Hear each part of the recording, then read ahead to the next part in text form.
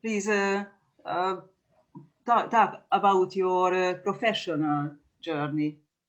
Who were your mentors? So on. Well, I've not an ordinary professional career Yeah. because I started as I became a nurse, a hospital nurse. So this was really a joke for my family because I couldn't stand blood. So when I saw blood, I would faint. And so they all laughed when I would say I want to become a nurse, but I did. And during my education, I fainted a lot. It was really terrible. But I decided to become a nurse in a psychiatric hospital. So I became a night nurse in psychiatric hospital, and I was responsible for 3 wards. And there, of course, I learned a lot about, well, the inner world of people and how they manage to, well, to live with that. And of course, in psychiatric hospital, there are a lot of people who don't feel happy. And there was a lot of aggression and all those things. And then I think I was working already 7 years or something like that. There was a woman who I did the intake of that woman. And at that moment, she was dying and she couldn't die. And she couldn't die because she was raped by her son-in-law. And of course, as a nurse, you're trained to be on distance. But I felt I can't stay on distance with this woman.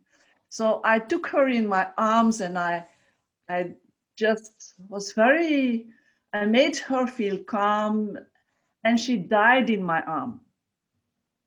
And of course, I did all the practical things around that. But that event, that experience changed my life because I thought, who am I as a nurse? When people are still dying in loneliness and in terror. So I can't stay with this. So I told my husband, I stay with you and the kids, but what I'm going to do, I don't know.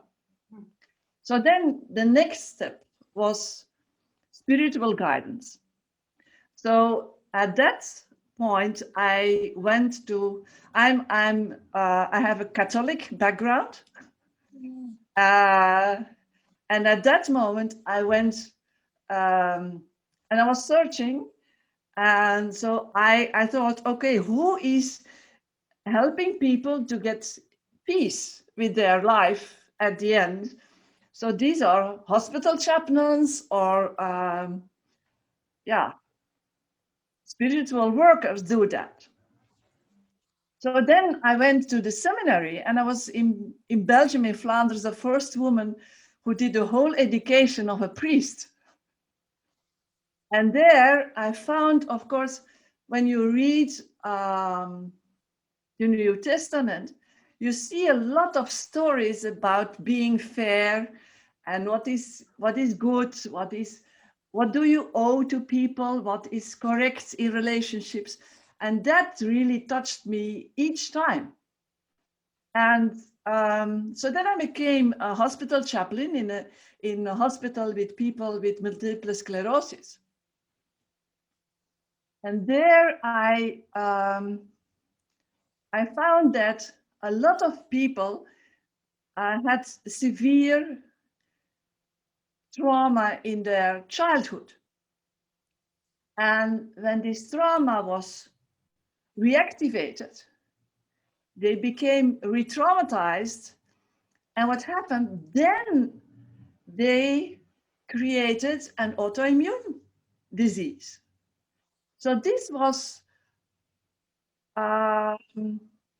special because several women who had multiple sclerosis, they told that it began after an abortion. So abortion is, of course, yeah, you choose for it, but it's not an open choice because it's a choice against a beginning child that you want to honor as an impulse in your system. So then I started searching who can about the literature about guiding women after abortion, and at that moment in Belgium, abortion became legal. Until then, it was illegal, but then it became legal. And so this meant for women who had to choose for the child or against it, that they were not protected by law anymore. So in fact, it was a freedom because women could choose for themselves and they could really evaluate and feel what was correct. But at the same time, when they would want to keep the child, because it was legal, it was okay to do it. So a lot of women had regrets and guilt feelings afterwards, and some people became re-traumatized because of this decision, and of course because of the failing relationship and the knowing that the relationship was not good enough to sustain the education of a child. So then I started. I worked in the hospital, and at the same time, I started giving groups, small groups with women who had problems after an abortion. And I don't have any.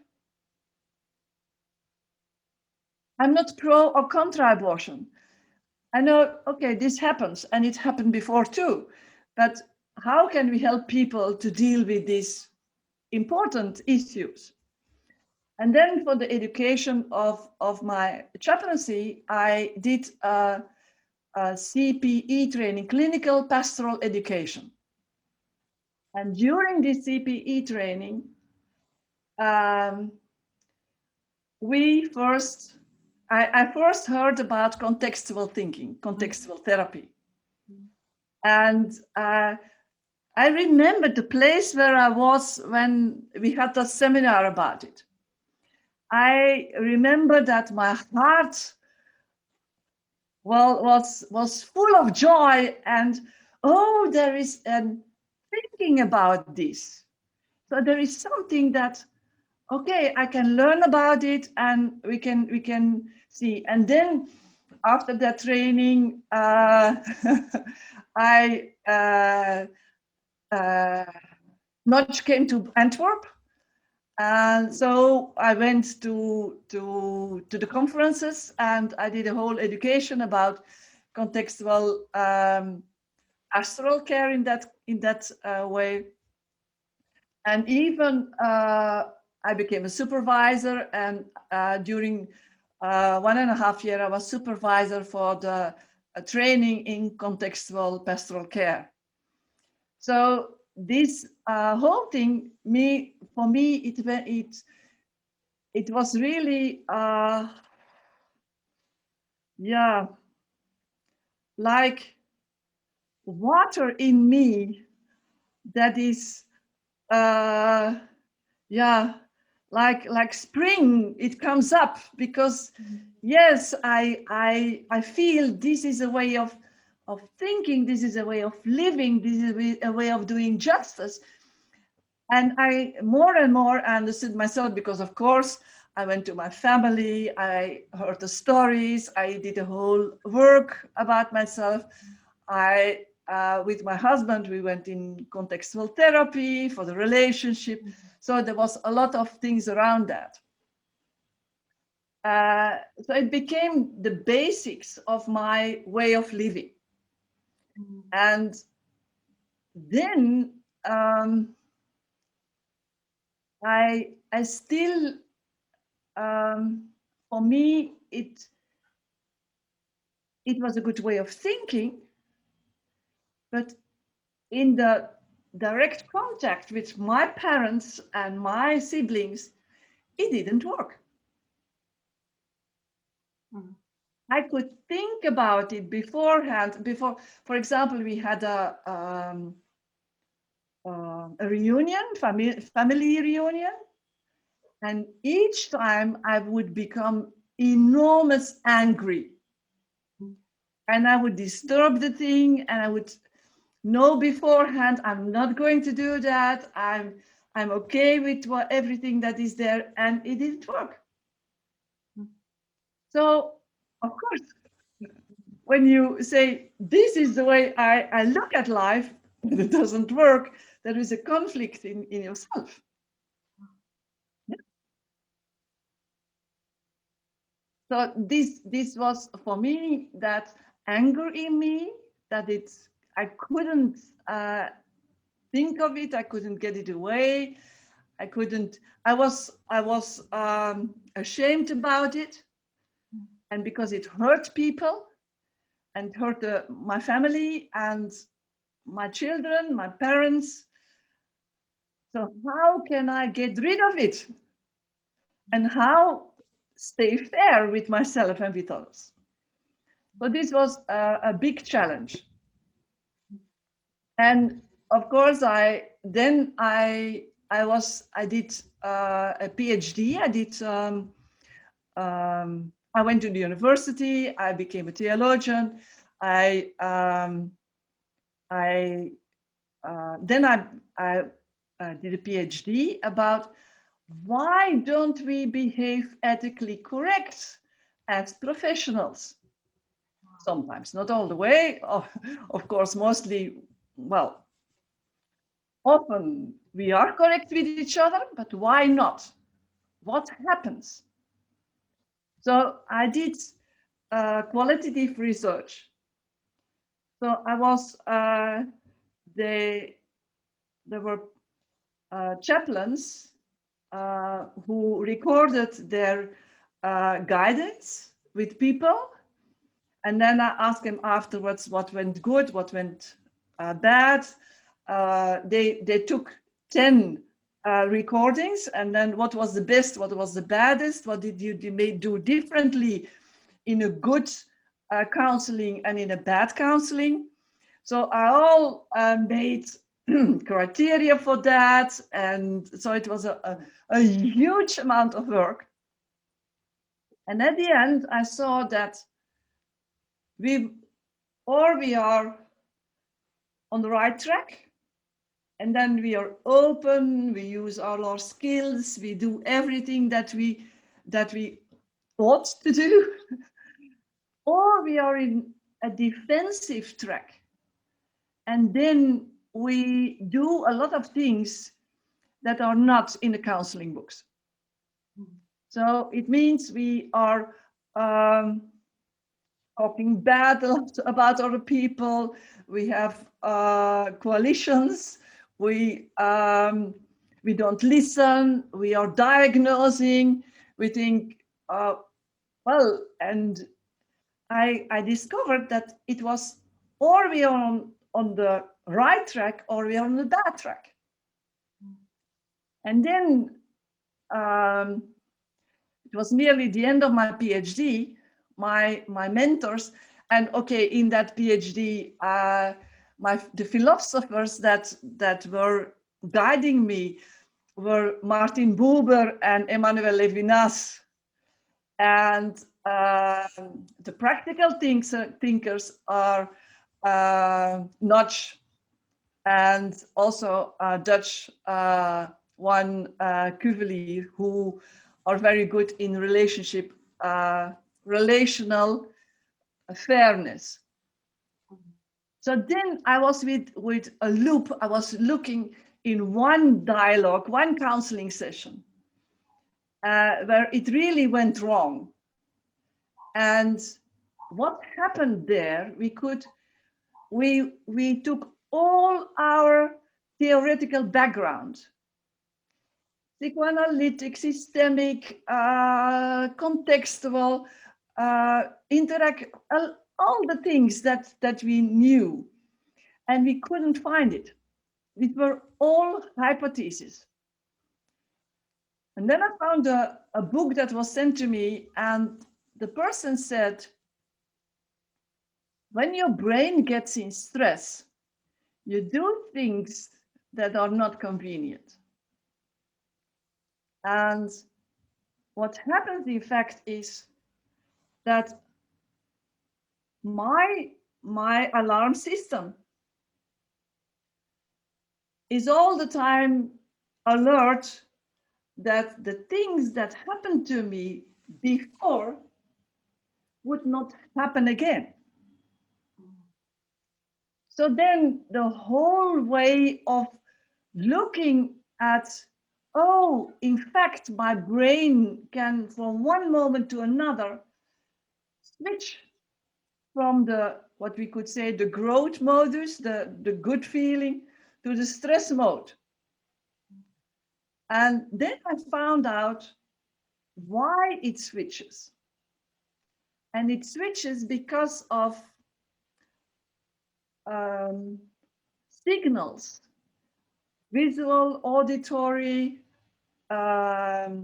smell, taste, and touch signals. So one, I have had loss of control in the past. This loss of control created alarms in my brain. And when I have the same signals in the here and now, my whole body goes in alarm because it feels for me as that's what happened before happens again. So when I meet my parents, I had, you could say, emotional and sexual abuse in my past. Then the fear and the anger comes again. So when I hear the voice of my father, when I see the movements of my mother, the fear and the self-protection is very alert. So the whole stress system of my body is reacting. And yes, I can do everything I can to hold myself and stay polite, but the moment that I can't get rid of the impulses. So then my big search was, how do I get the impulses out of my alarm system? Because otherwise, direct address in a loving way is not possible. My body will go in alarm each time again. So that was really a big issue. So I defended my PhD in 2011. And then, okay, I became an ethicist in a university hospital in Belgium. I only did that half of a year because it was not my thing. And then I became independent. I flew to America a few times to get education. I was educated in a sort of regression therapy where they told they would resolve the trauma. But it resolved it partly, but not really, because my how do you say that? My beliefs were not transformed, only the signals. So when I believe they are doing this again, my body will go in alarm, or I will still look at my parents as monsters from the beliefs I have around that.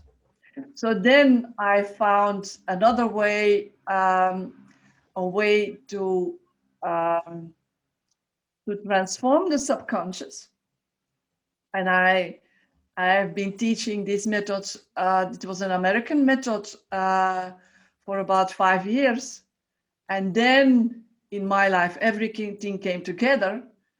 And I started with Live the Connection, which is my own method. Then all the things I did before, I did EMDR, I did everything I could find to get rid of the anger.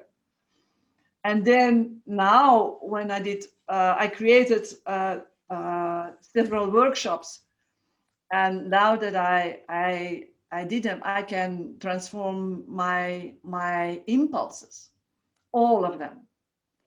I can really transform my body impulses. And now I have a very loving relationship with my mother.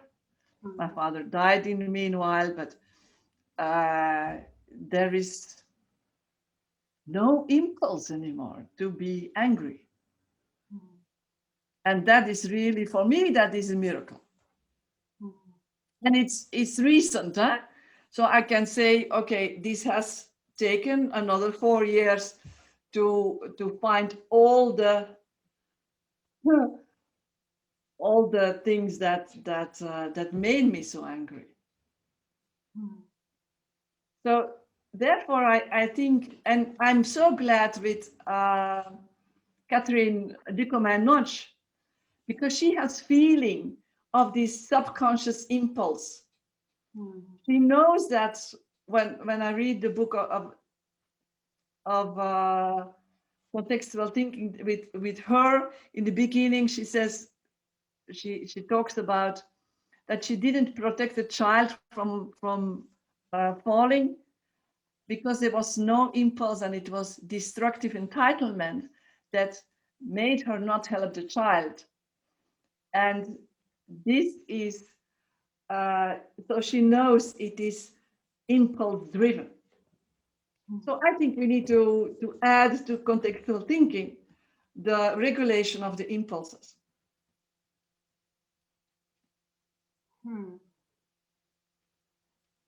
Thank you, Marina. It's an amazing story. It's an amazing way. Yes, there was a big drive to do that and to help myself and help others, because it's one way. Yeah. Marina, I think you more or less covered my next question, which would be about your conference topic. Has it covered it, or if so, can you tell us more about your Live the Connection program? How do you work? What is that method? Well, in fact, it's a very easy 5-step way to reprogram your mind. And it's, you could say, when I look back to all the different backgrounds, of course, there are hypnotic elements, because when you change the subconscious, it's always hypnotic. That's how media are influencing us all the time. It's hypnotic. Huh? You should do that. You will be that is how it works. So there are self-hypnotic elements in it. There is the body feeling of love, where it starts. There is the commands to the subconscious. There is the bring the body and the person in safety, because if you're not safe, you cannot change your brain, because then your brain is in alertness, and in alertness you cannot your internal system to regenerate is not active. Your fight, flee, and freeze system is active. So you can't change your brain when you are not safe. So the first thing is bring it in safety, and then give it a command to create connections. And this is the whole thing. You create connections in your brain between your thinking and your feeling, between your thinking, feeling, and your doing. between your brain and your body, your heart, and of course also between you and the other. And when your brain is connected, you can connect to others. When your brain is not connected, you see the other one as an enemy or someone who is not okay. You are okay, but the other one is not okay. So it's very important to be in relationship while being connected in yourself. And so in the last conference, I told people how to connect with themselves. But now in this conference, I will show how you get rid of the stress in relationships. I will do a demonstration with that, and I will tell people how how you can learn this during a workshop. Yeah. So the following question is, why is it important for you to attend the October conference? Well, I look forward to come to Hungary again because I've been in Budapest before, and I love the place. That's of course that's an element. And when for me a contextual conference is a place where I meet siblings, because this is how it feels to be with people who have the same intuition and the same feeling of fairness that that always feels like coming home. And I really look forward to visit the birthplace of Ivan Bazarmeny Nagy too. Yeah, so yeah, it's a big feast in fact to come. I understand. And how would you motivate people to come to the conference? I think they should come for the same reasons, to meet people who know that fairness is in fact, it's the only thing that is driving us. We are all loving beings. And when it is fair, the love can flow between us. And so I feel it's wonderful to be with people who have the same intuition about that. And I can say that Budapest is a beautiful place. It is, it is a place to be for me. And the musea are beautiful too. And I look forward to the place where Ivan Bazarmeny Nagy is born. I'm very curious about it. Yeah, of course we won't see it how it was 100 years ago, but okay, we can have a taste of it. Yeah. When was the last time when you were in Budapest? I think it was 2004 or 5, something like that. Mm-hmm. At that moment, there were difficulties with the government. And there was a whole piece of the city around the government you could not visit. But for all the rest, nobody cared about that. It was a political question, and for the rest, everybody lived as they wanted to live. That's how it goes. Mm-hmm. So I really enjoyed it. Mm-hmm. Yeah. And my husband will be with me. He won't attend the conference, but he will be with me in Budapest. I understand. All right. We have some time to ask. Maybe I will ask another question that actually my original question, you already answered it. So I had to find out a new question that from the interview, I suspect that you are a believer. And how did you find that your faith helps you in your work? Well, I have to say that we are all believers. We all have our own belief system. Mm-hmm. And for me, the experience of the whole, some people call it God, the other people call it the universe or the force or what, or the source or whatever. I don't care about the name of it. And but we all have a belief system, and this belief system, it needs to be congruent with who we are and what we do. And if we believe people are bad, well, this is what we attract, of course, and this is how we look.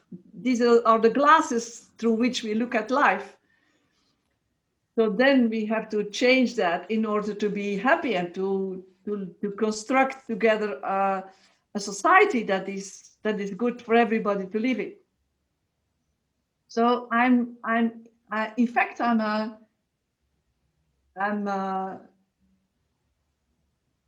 practical believer, and I think experiences during my childhood have influenced that very much, because